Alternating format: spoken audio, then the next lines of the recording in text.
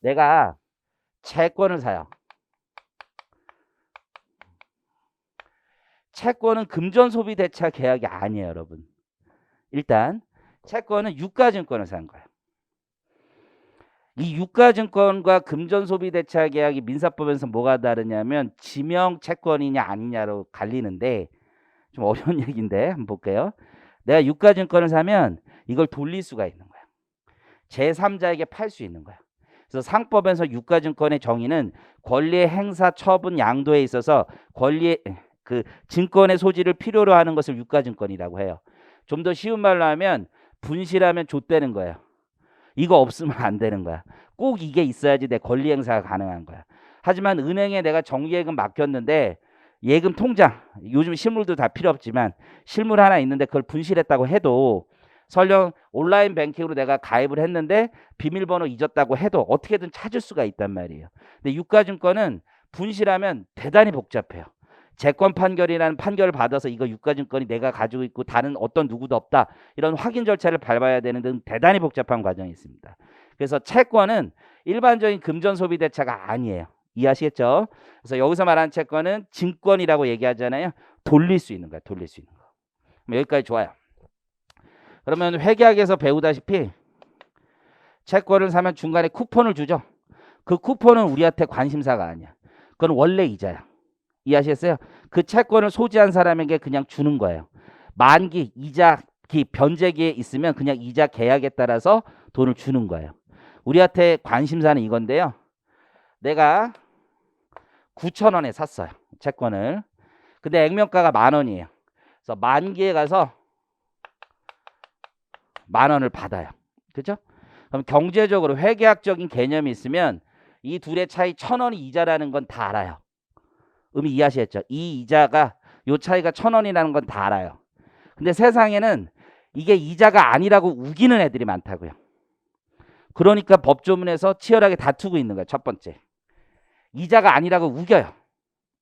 다른 말로 하면 나는 돈 9,000원을 넣었는데 10,000원을 받았어요. 그럼 소득이 있잖아요.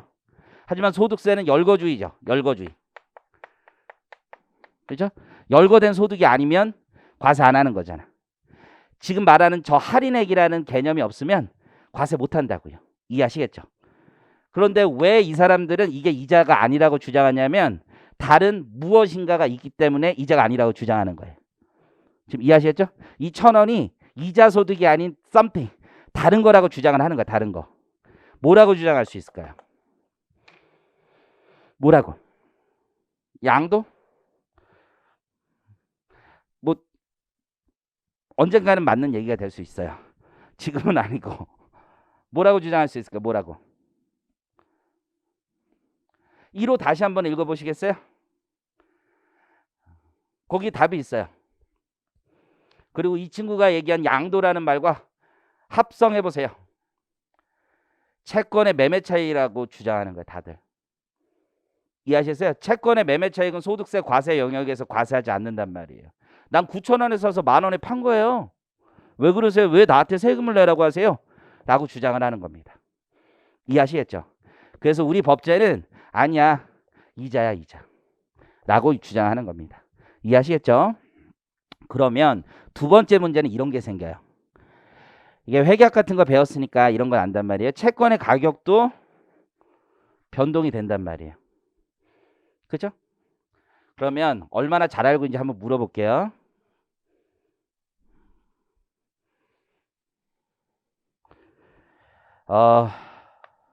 중간에 내가 샀어요. 중간에 이해하시겠죠? 중간에 사서 딱 중간에 산 거예요. 이게 쿠폰은 없어요. 그냥 쿠폰은 없는 건데 딱 중간이면 원래 미수이자가 깔리면 9,500원이어야 되죠. 근데 얘를 9,700원에 샀다고 해볼게요. 9,700원에. 지금 이해하시겠죠? 좀 어려운 얘기인데 이 9,700원에 산 사람이 나중에 가서 이걸 가져올 거 아니에요. 10,000원에. 그러면 9,700원에 산 사람의 이자는 얼마일까요? 여러 가지 생각이 있을 수 있어요. 첫 번째 300원이다. 두 번째 500원이다. 세 번째 1,000원이다. 자, 1번인데 뭐였죠? 1번 1번이 500원부터 해볼까요? 500원. 500원이다. 손 한번 들어볼까요? 500원. 2번 300원이다. 손 안 드는 이유는 뭐죠? 3번 1000원이다. 자, 다시 한번. 자, 500원이다. 500원이다. 아니다. 300원이다. 300원. 1000원이다. 뭐 이렇게 다 안 드네요. 나 안 할래요. 자, 500원이요. 500원. 다 확정돼 있는 거야. 이자는 확정된 거야. 시장 금리에 따라 변동하는 건 채권 가격 변동일 뿐이에요. 그래서 이 친구가 9,700원에 팔았잖아요. 이 앞에 있는 애는 이해하시겠죠? 그러면 앞에 있는 애는 이자 소득 500원이고요. 200원은 채권의 매매 차익이에요. 이해하시겠죠? 뒤에 있는 애도요. 이자 500원이에요.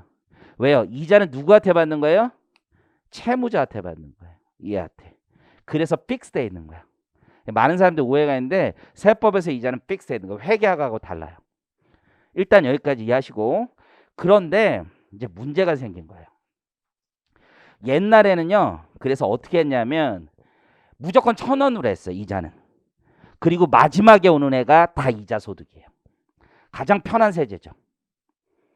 생각해봐요. 그냥 되게 심플하게 하는 방법은 중간에 어떻게 변했든 상관없어요. 마지막에 가져가는 애가 이자 소득자고 걔한테 1000원을 다 과세하면 돼요. 여러분이 지금까지 배운 관념에서 아니라고 생각할 수도 있지만 그게 맞아요. 그게 편한 방법이에요. 가장. 이해하셨죠? 중간에 이자 소득이 있다라고 얘기하는 건 그렇게 바람직하지 않아요. 그냥 심플한 건 발행자가 원천 징수해야 될 거 아니에요. 발행자는 맨 처음에 9,000원에 발행했고 나중에 10,000원을 돌려주기 때문에 이때 이자 소득이 실제로 현금주의상 발생한 거고 1,000원에 대해서 원천 징수하면 될 거란 말이에요. 그렇다 보니까 사람들이 어떤 생각을 가지냐면 마지막 직전에 팔아버리는 거예요.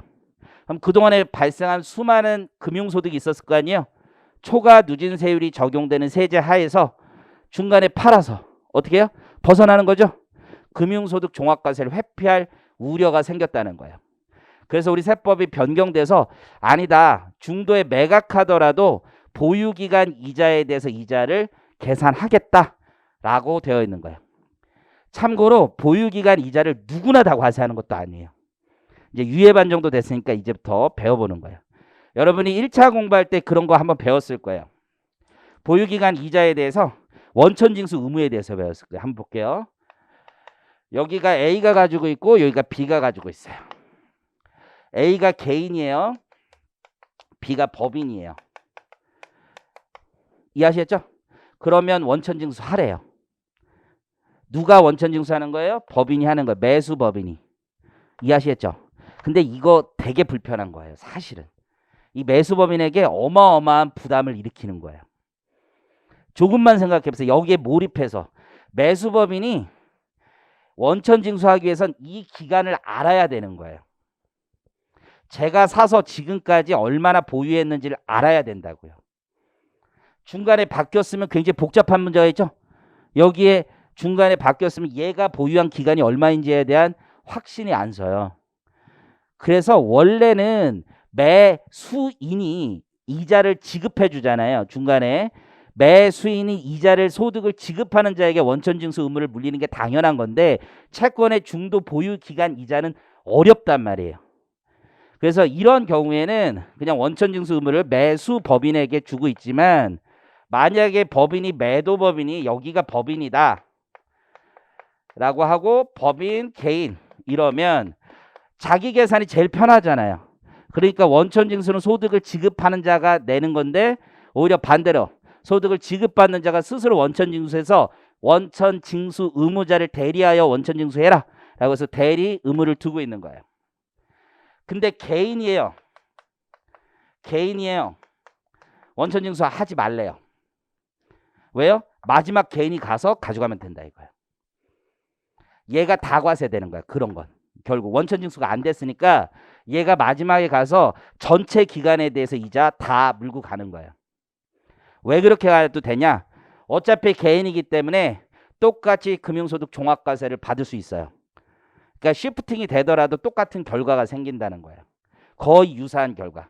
그래서 우리 세제는 개인과 개인의 원천징수를 면제하고 있는데요. 그게 현실 세계에서는 이자가 마지막에 이자 소득을 다 과세 당한다는 뜻이에요. 이해하시겠죠? 그래서 경제적 의미의 이자라는 개념에서 출발하고 금융소득 종합과세 회피하는 걸 방지하기 위해서 중도 이자에 대해서도 과세하기 시작한 거라고 보시면 돼요. 이해하시겠죠? 여러분들이 다 암기해서 이게 왜 그런지 그냥 매도법인 원천징수 의무 있다 이렇게 생각하는데 이게 본질 구조는 원천징수를 편하게 하는 게 굉장히 중요한 소득이 이자야. 이자하고 배당이. 그래서 그 정도 생각하시면 될 것 같고